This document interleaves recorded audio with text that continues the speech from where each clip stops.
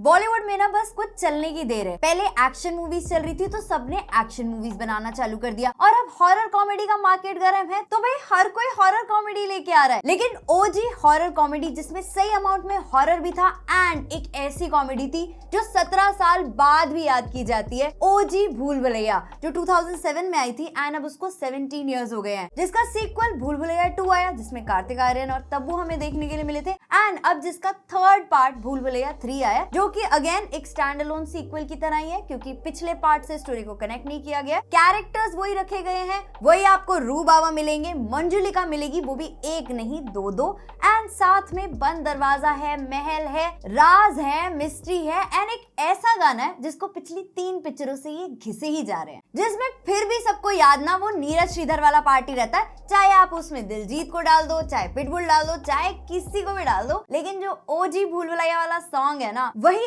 असली वाइब देता है। बात तो सही है। तो 2 आवर्स 40 मिनट्स की मूवी है एंड जब मैंने इसका ट्रेलर देखा था मुझे इससे थोड़ी डिफरेंट एक्सपेक्टेशंस थी, लेकिन जब मैंने मूवी देखी तो भाई मूवी ट्रेलर से काफी डिफरेंट थी। मतलब ट्रेलर में आपको सच में कुछ नहीं समझ में आ रहा था और मूवी में जो दिखाया है वो ट्रेलर से काफी अलग था। तो मूवी फर्स्ट हाफ में बिना टाइम वेस्ट करे अपनी कास्ट को सेटअप करती है, अपने कैरेक्टर्स को सेटअप करती है एंड एक ऐसी स्टोरी को सेटअप करती है जो पिछली दोनों भूल भुलैया की स्टोरी से अलग है, जिसका ओरिजिन भी 200 साल पहले दिखाया गया है एंड फिर उसका क्या कनेक्शन है रू बाबा से, कैसे 2 मंजुलिका है, कौन सी असली है कौन सी नहीं है, दोनों का आपस में क्या कनेक्शन है, तो वो सब एक मिस्ट्री बना के रखती है मूवी। इनफैक्ट इंटरवल तक भी आपका माइंड ट्विस्टेड ही रहता है और इंटरवल के बाद तो जो ट्विस्ट डाला है ना पिक्चर में, मतलब आप अजम्पशंस लगाते रहते हो कि हाँ ये हो सकता है ये हो सकता है, लेकिन एंड में जो निकलेगा वो कुछ अलग ही होता है। और हॉरर कॉमेडी के नाम पे जो इन्होंने एलिमेंट्स डाले हैं, हॉरर में ऐसा है कि देखो अगर आप बहुत ज्यादा हॉरर के फैन हो तो आपको इतना डर नहीं लगेगा, लेकिन अगर आप इजीली डर जाते हो तो आपके लिए कुछ जंप स्केयर्स वाले मोमेंट आ सकते हैं, थोड़े से डिस्टर्बिंग सीन भी आ सकते हैं। इनफैक्ट जो VFX एंड CGI यूज हुआ है वो भी काफी अच्छा है, तो कहीं पे भी ऐसा नहीं लगता कि हाँ कुछ नकली नकली सा लग रहा है। एंड जो कॉमेडी है वो कहीं कहीं पे तो सही लैंड कर जाती है, लेकिन कहीं कहीं पे काफी फ्लैट रहती है। इवन ऐसे भी लगते हैं जैसे व्हाट्सएप फॉरवर्ड जोक्स नहीं होते, तो कहीं कहीं पे कॉमेडी वैसी भी लगती है, तो वो थोड़ा सा डिसअपॉइंटिंग थी। कॉमेडी थोड़ी और अच्छी हो सकती थी, हॉरर के मामले में भी थोड़ा और एलिवेट कर सकते थे, लेकिन इस सब को संभालने का काम करते हैं इसकी कास्ट की परफॉर्मेंसेस। मतलब जो परफॉर्मेंस हमने कार्तिक आर्यन की एज रू बाबा सेकंड पार्ट में देखी थी, यहाँ पे मुझे डेफिनेटली लगा कि उनका परफॉर्मेंस और अच्छा हुआ है। स्पेशली एक सीन है जहाँ पे वो एक डुअल रोल प्ले करते हैं कि हाँ उनके अंदर एक आत्मा आ गई है, वो सीन मुझे बहुत अच्छा लगा, तो वो बहुत हिलेरियस था। एंड जो विद्या बालन है she has return as the OG Manjulika,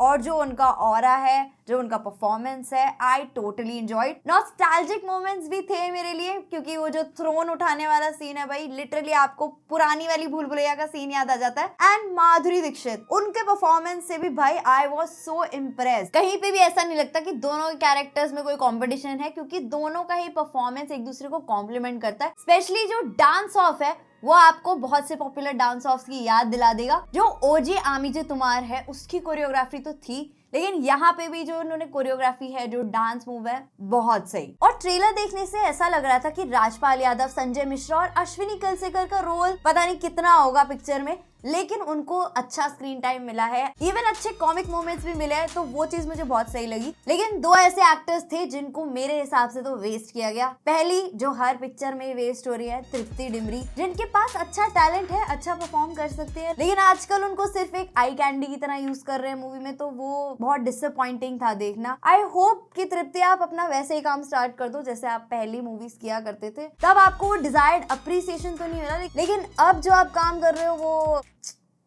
और दूसरे एक्टर हैं अरुण कुशवाहा यानी कि छोटे मियां, तो मुझे ऐसा फील हुआ कि उनको थोड़ा और यूज किया जा सकता था। मतलब उनके डायलॉग थोड़े कम थे, स्क्रीन प्रेजेंस भी थोड़ा और मिल सकता था, तो वो थोड़ा और अच्छा हो जाता। लेकिन एक एक्टर भाई जिनकी लेजेंडरी परफॉर्मेंस है वो है विजय राज। मतलब वो अपनी प्रेजेंस भी फील कराते हैं, उनकी कॉमिक टाइमिंग बहुत जबरदस्त है एंड कम दिख के भी ना वो अपना एक स्ट्रॉन्ग इम्पैक्ट छोड़ते हैं, तो वो बहुत सही था। और जो रियल लाइफ से रेफरेंसेस दिए हैं वो बहुत सही थे। एक शहजादा का रेफरेंस है वो बहुत बढ़िया है, एक कौवा बिरयानी का रेफरेंस है। तो जिन लोगों को वो नहीं पता, वो मीम नहीं पता या वो रेफरेंस नहीं पता, भाई पता करके जाना तो आपको और हंसी आएगी। और ओवरऑल मूवी ना कहीं कहीं पे थोड़ी सी लेंदी फील होती है, जैसे फर्स्ट हाफ में भी हल्का सा डिप आता है एंड सेकंड हाफ में भी क्लाइमैक्स तक आते आते थोड़ी सी पिक्चर डिप होती है। ऐसा लगता है कि फर्स्ट पार्ट में कुछ और था, सेकंड पार्ट में कुछ और था, थर्ड पार्ट में इन्होंने दोनों का कुछ कुछ मिलाया लेकिन निकाल कुछ और ही दिया, तो वो भी थोड़ा सा फील होता है। क्लाइमैक्स में एक मैसेज भी, और हाँ एक ऐसा कैमियो है ना जिसके बारे में तुम सोच नहीं सकते, मतलब इतना जबरदस्त कैमियो,